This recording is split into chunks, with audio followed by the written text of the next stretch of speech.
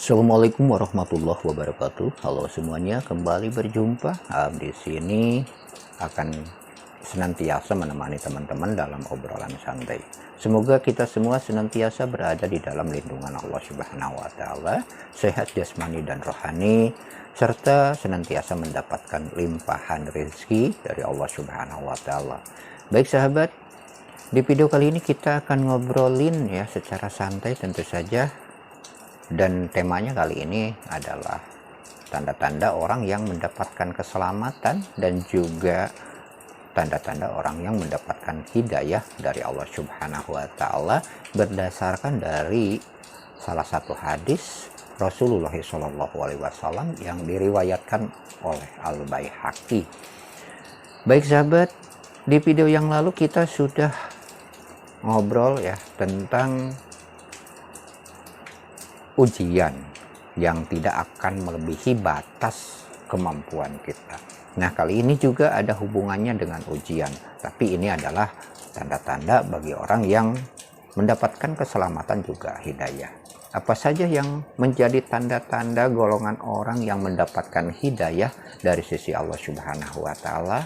Yang pertama adalah kita mampu bersabar ya ketika mendapatkan ujian, atau dengan kata lain ketika kita diuji kita bisa bersabar, karena memang seperti yang disampaikan di video yang lalu bahwa ujian itu sebenarnya tidak akan melebihi batas kemampuan kita.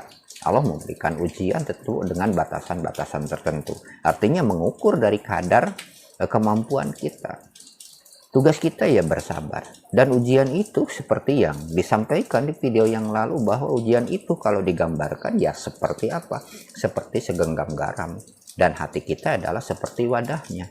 Semakin besar wadah yang kita miliki, maka semakin tidak akan terasa ujian itu. Nah, ketika kita diberikan ujian, baik itu ujian kenikmatan, baik itu ujian kesengsaraan, maka tugas kita adalah bersabar. Karena bentuk ujian itu kan tidak selalu melulu yang berhubungan dengan kesengsaraan. Ujian itu bahkan berbentuk kenikmatan. Banyak orang yang diuji dengan kenikmatan, justru mereka tidak lolos. Mereka melupakan bahwa itu adalah sebuah ujian, bahkan menyombongkan diri dengan kenikmatan-kenikmatan yang sebenarnya itu hanya sebuah titipan. Misalkan dengan diberikan jabatan, mereka malah mengkhianati jabatannya, mengkhianati rakyat yang mempercayai, memberikan amanah ya terhadap mereka yang mendapatkan jabatan. Itu adalah orang-orang yang gagal ketika diuji dengan berbagai macam kenikmatan. Ada juga orang yang diuji dengan harta kekayaan. Mereka malah menyombongkan diri, berpoya-poya, menunjukkan harta kekayaan mereka terhadap orang-orang yang tidak mampu. Sehingga menimbulkan ya rasa sirik, menimbulkan rasa ya tidak nyaman lah di dunia ini. Banyak ya video-video yang justru menunjukkan harta mereka, kekayaan mereka. Padahal banyak orang yang di luaran sana yang justru untuk makan pun sangat sulit. Nah, ketika diuji itu kita harus bersabar. Nah, dan ini ujian ketika bersabar biasanya identik dengan ujian yang sifatnya menyakitkan, ujian yang sifatnya tidak mengenakan. Nah, ketika kita diuji dalam bentuk yang sifatnya menyengsarakan kita, maka kita tugasnya bersabar. Nah, ketika kita mampu bersabar, maka orang itu termasuk golongan orang-orang yang mendapatkan keselamatan dan juga mendapatkan hidayah dari sisi Allah Subhanahu wa taala. Jadi, bersabarlah. Dan ketika kita diuji, ya, ingatlah bahwa ujian itu dari Allah. Dan ingatlah bahwa ujian itu tidak akan melebihi batas kemampuan kita. Jadi, ya tugas kita bersabar. Walaupun kita tidak bersabar, ya teman-teman, ya tentu saja kita tidak akan lepas dari ujian itu sebelum Allah mengangkat ujian itu. Jadi, ada dua golongan manusia mungkin yang terpisah. Yang pertama, orang yang diuji, mereka bersabar, dan sebaliknya, orang yang diuji tidak bersabar, atau sebaliknya, ya. Maka yang bersabar itu termasuk golongan orang yang mendapatkan hidayah, dan orang yang tidak mampu bersabar ketika diuji, maka ya sebaliknya, itulah orang-orang yang merugi. Nah, ujian yang kedua atau tanda-tanda orang yang kedua yang mendapatkan hidayah dari Allah Subhanahu wa taala, yaitu ketika diberi, kita mampu bersyukur. Baik itu diberi oleh manusia, melalui tangan manusia, melalui tangan makhluk, kita harus bersyukur. Sekecil apapun ya pemberian dari Allah Subhanahu wa taala, baik itu melalui makhluk ataupun langsung dari Allah Subhanahu wa taala, tugas kita ya bersyukur. Nah, ketika kita bersyukur dengan apa yang diberikan Allah Subhanahu wa taala, sekecil apapun pemberiannya, maka insya Allah Allah Subhanahu wa taala akan menambahkan nikmatnya. Contoh kecil, misalkan kita diberi kenikmatan bisa makan, maka makan itu wujudkan dalam bentuk syukurnya, yaitu tenaga yang dihasilkan dari makan untuk hal-hal yang diridhoi Allah Subhanahu wa taala. Nah, ketika kita sebaliknya, maka tunggulah azab Allah itu yang lebih berat.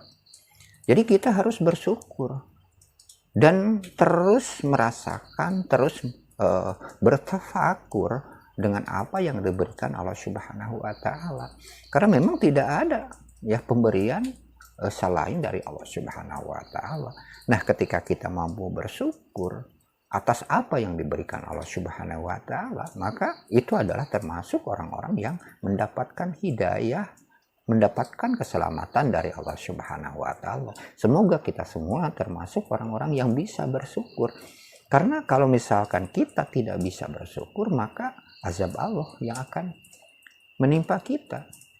Nah, banyak di antara kita, termasuk ya mungkin kita juga ya yang ngobrolnya, yang mendengarnya tidak sadar bahwa itu nikmat dan kita tidak mensyukurinya.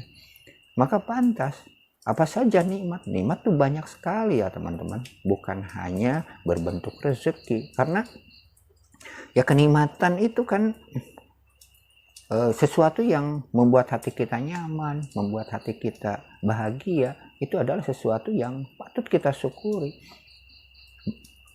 Ketika kita tidak bersyukur, ya tanggung sendiri. Maka Allah Subhanahu wa taala akan memberikan azab yang pedih dengan berbagai macam cara. Misalkan dengan adanya penyakit, misalkan dengan adanya hal-hal yang tidak diinginkan. Ya misalkan kacaunya rumah tangga, atau kalau misalkan di dalam negara tidak ada kemakmuran, keadilan, ya karena memang kurangnya bersyukur. Allah Subhanahu wa taala misalkan telah memberikan nikmat yang besar berupa kemerdekaan. Tapi kita tidak mensyukurnya, tidak mengisinya dengan apa yang diinginkan.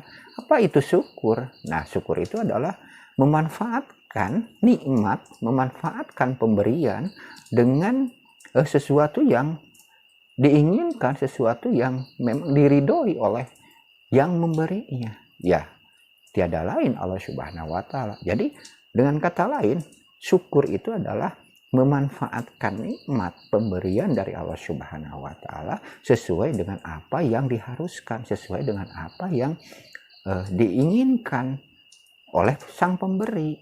Nah, artinya ya harus memanfaatkan hal-hal yang memang diperintahkan dan menjauhi hal-hal yang dilarangnya. Nah, seperti itu. Nah, ketika kita mampu bersyukur, maka kita itu termasuk orang-orang yang mendapatkan hidayah, orang-orang yang mendapatkan keselamatan dari Allah Subhanahu wa taala. Itu adalah salah satu tanda menurut hadis riwayat dari Imam Al-Baihaqi. Untuk selanjutnya, ketika ini tanda-tanda orang yang mendapatkan pertolongan dan juga hidayah, yang ketiganya adalah ketika dizolimi, maka kita mampu memaafkan. Jarang-jarang sebenarnya ya ketika kita dizolimi di zaman sekarang justru memaafkan. Padahal Rasulullah SAW sendiri banyak mencontohkan, beliau banyak dizolimi tapi beliau malah mendoakan kebaikan. Misalkan dengan doa Allahumma hdi qaumi, ya itu kan salah satu tanda bahwa justru Rasulullah dizolimi malah menunjukkan kearifan beliau, menunjukkan ketulusan beliau, menunjukkan kebijaksanaan beliau, menunjukkan kebaik-hatian beliau dengan justru mendoakan orang-orang yang apa? Orang-orang yang mendolimi. Itu tercantum ya di dalam Al-Quran. Justru memohon petunjuk untuk mereka, karena mereka memang tidak tahu bahwa itu sedang menzolimi. Nah, begitupun sikap kita seharusnya ya. Seharusnya kita juga meniru Rasulullah SAW. Dan ketika kita mampu ya memaafkan orang-orang yang menzolimi, bukan malah sebaliknya kita juga balik menzolimi atau bahkan lebih menzolimi lagi ya itu adalah sesuatu yang memang harus kita lakukan. Ketika kita menzolimi, dizolimi, ya kita memaafkan orang menzolimi.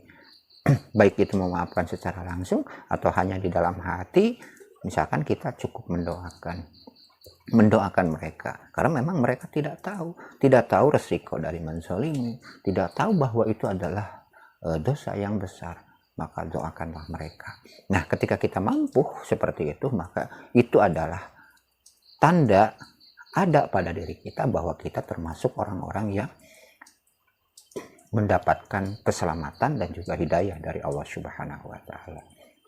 Untuk selanjutnya, ketika secara tidak sadar, ini yang kelimanya ya, secara tidak sadar kita menzolimi seseorang, menzolimi makhluk Allah Subhanahu wa Ta'ala, maka ketika kita terperosok ke dalam dosa dengan menzolimi orang lain, ya tugas kita, maka kita beristighfar, kita memohon ampunan, akui bahwa itu adalah dosa. Nah, jadi ketika kita dizolimi, kita memaafkan, ketika menzolimi, kita beristighfar.